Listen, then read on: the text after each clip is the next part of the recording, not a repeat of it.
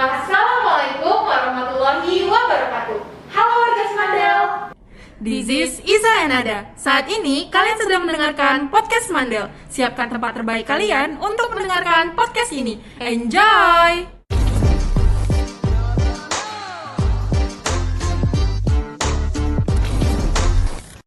Balik lagi nih sama kami berdua di podcast Mandel edisi Ramadan. Bersama aku, Nada Trimartafoni dari kelas 11 MIPA 10. Dan di sebelahku ada Aku Izalia dari kelas kuliah IPS 3. Gak kerasa banget ya, sekarang kita udah di edisi terakhir aja nih.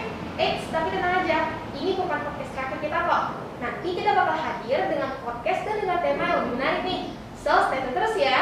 Nah, jadi di episode kali ini kita bakal membahas topik seputar Idul Fitri nih. Karena bentar lagi kan kita bakal menyebut Ramadan, yang tentunya udah ditunggu-tunggu dong ya. Pasti bersama narasumber kece kita dari Logis dan dibantu oleh tim OSIS dan juga Agasis. Gimana sih tanggapan narasumber kita tentang topik pembicaraan kali ini? Let's go! Nah, jadi kita udah kedatangan narasumber kece kita nih dari Logis. Gimana nih tanggapan abang tentang topik kita kali ini? Baik, terima kasih sebelumnya kepada teman-teman podcaster yang sangat luar biasa ya, yang kece-kece badai ya. Dan seluruh netizen SMA Negeri 8 Pekanbaru, sekali lagi di awal nih jangan lupa di subscribe. Nah gitu ya, pasti subscribe. Harus 1 juta subscribe bulan ini. Amin ya. Baik, bismillahirrahmanirrahim. Assalamualaikum warahmatullahi wabarakatuh. Waalaikumsalam warahmatullahi wabarakatuh. Alhamdulillahirrahmanirrahim. Allahumma sholli ala Muhammad wa ala ali Muhammad. Assalamualaikum ya Rasulullah, assalamualaikum ya Habibullah. Di awal kita buka dengan bersyukur kepada Allah Subhanahu wa taala, kemudian kita berselawat kepada Rasulullah sallallahu alaihi wasallam. Semoga dengan salawat kita ini kelak kita mendapat syafaat dari Rasulullah sallallahu alaihi wasallam. Baik, terima kasih sebelumnya ya. Kita kembali jumpa di penghujung Ramadan tentunya. Tentu ada momentum yang luar biasa setelah Ramadan yang dinanti-nanti oleh seluruh orang, baik yang puasa maupun yang tidak puasa. Ya kan? Iya. Karena ada THR. Iya. Masih dapat THR? Masih dong. Nah, jangan lupa dibagi 2. Nah baik, tema sangat menarik ya. Bagaimana kita menyikapi Idul Fitri setelah Ramadan. Nah di awal saya ingin sampaikan kepada para netizen dan kita semua bahwasanya Ramadan itu kan dibagi 3.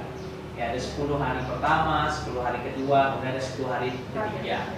Nah kita bisa analogikan 10 hari pertama itu seperti babak penyisihan grup kalau di bola gitu ya. Kemudian di 10 hari kedua itu seperti semifinal dan yang ketiga adalah final. Tapi ingat, final ini tidak semua yang menang. Nah, tentu Allah Subhanahu wa taala yang bisa menentukan siapa yang menang. Kita bisa lihat di awal-awal semangat ke masjid itu luar biasa. Sampai muntah-muntah masjid kita. Seakan-akan masjid itu kecil. Ya kan, kecil ya rasanya masjid-masjid kita. 10 hari kedua sudah mulai agak lapang. Kita bisa lihat hari ini tambah lapang. Ya kan? Kenapa? Karena orang lebih iktikafnya bukan di masjid. Iktikafnya di mal-mal, ya tempat shopping dan lain sebagainya. Padahal sekarang ada belanja online yang kita bisa beli di rumah aja. Nah, dari hal atau analogi yang tadi saya sampaikan, dapat kita tentukan bahwasanya dalam hadis Rasulullah SAW juga pernah dikatakan Rasulullah SAW, amal itu tidak dilihat dari awalnya, tapi amal itu dilihat dari akhirnya. Sama, bagaimana kita kembali, kita masuk surga atau masuk neraka, itu bukan bagaimana kita taat hari ini, tapi masih bisa taat yang sebelum meninggal. Tahu Firaun ya? Firaun itu tobatnya kapan? Ketika sudah tenggelam, nyawa sudah sampai tenggorokan, dia baru bilang, aku beriman kepada Tuhan yang Musa. Tapi kan terlambat. Selama ini ngapain? Tapi bayangkan kalau iman tobatnya diterima, bayangkan masuk surga Firaunnya, tapi kan ditolak. Nah, gitu juga kita seakan-akan merasa sekarang ibadah di awal aja deh. Di akhir-akhir kan santai, bisa ngecek rumah, bisa buat kue, dan beli baju dan lain sebagainya. Padahal itu salah. Mindsetnya harus kita samakan bahwasanya amal itu dilihat itu bukan awalnya, tapi bagaimana akhir ujungnya. Begitu juga dengan Ramadan. Ramadan ini ujungnya adalah 10 malam terakhir yang kemudian Allah turunkan Quran surah Al-Qadar, yaitu tentang malam Lailatul Qadar.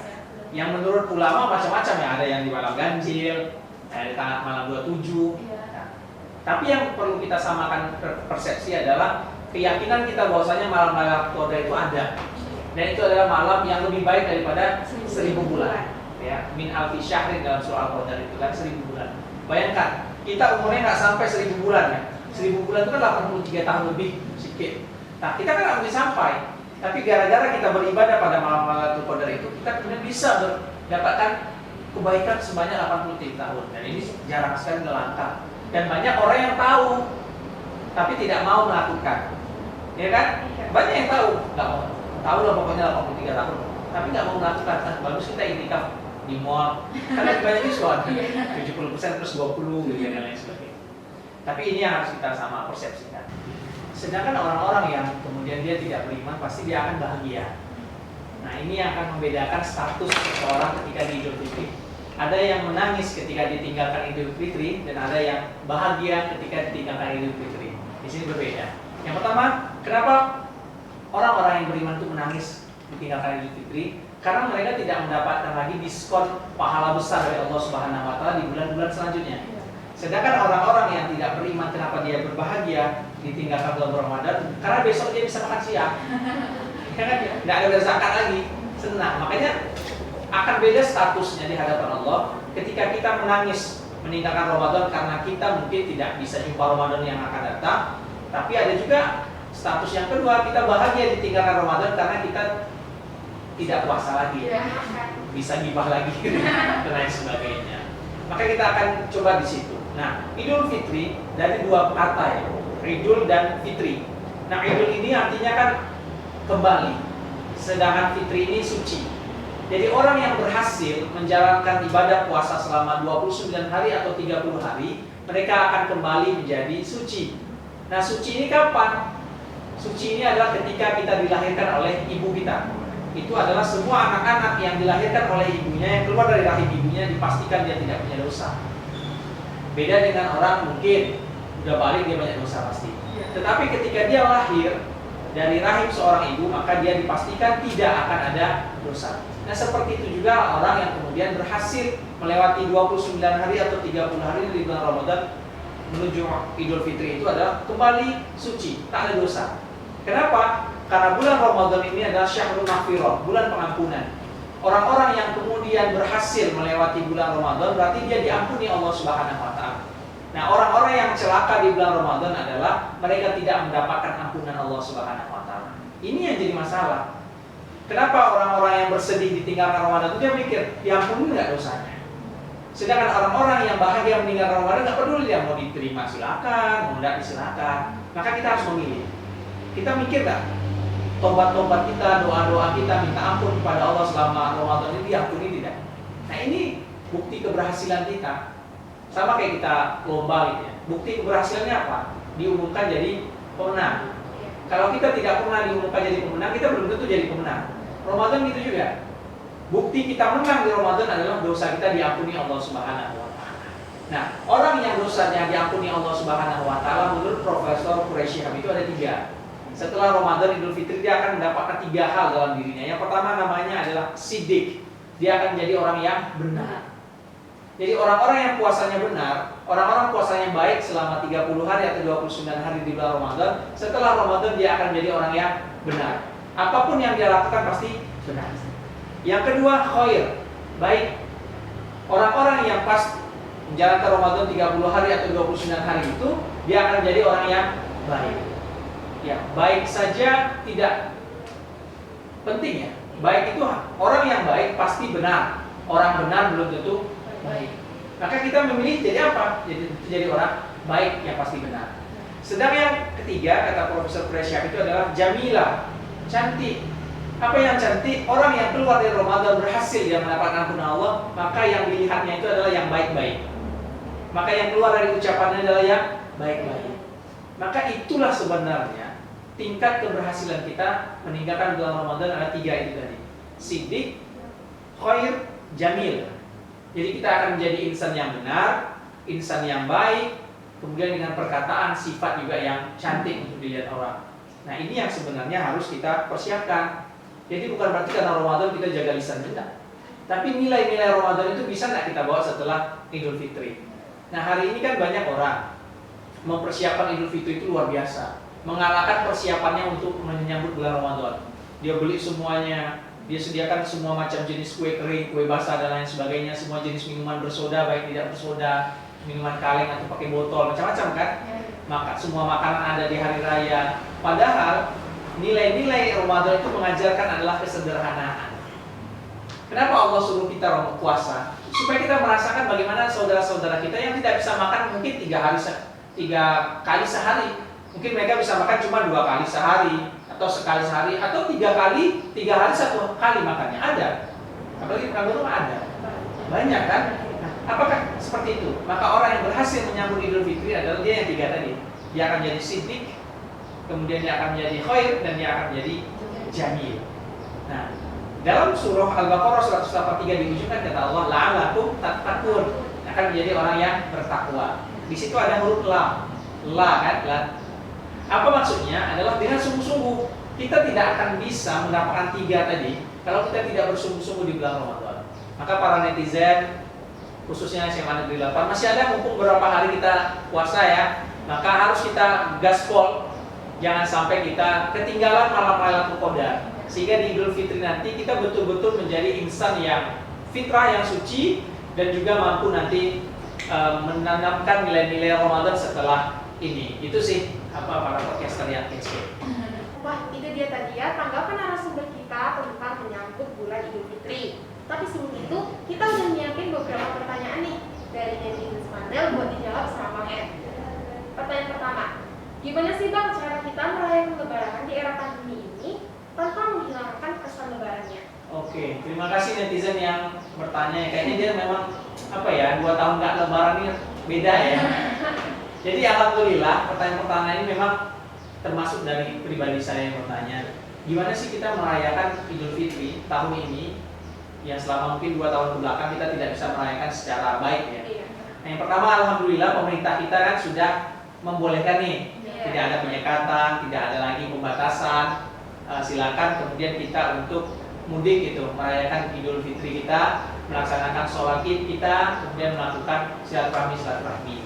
Nah, tetap saran saya teman-teman semua para netizen yang berbahagia, yang budiman juga, perlu kita ketahui walaupun pandemi itu sudah mulai menjadi endemi, kita juga harus tetap melakukan protokol kesehatan.